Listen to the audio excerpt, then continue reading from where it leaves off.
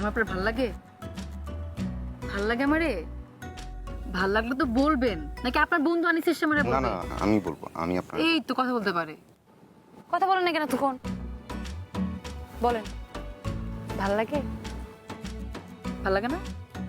আপনার না দেখলে আমার খারাপ লাগে, আপনার দেখলে আমার মনটা ভালো হয়ে যায়।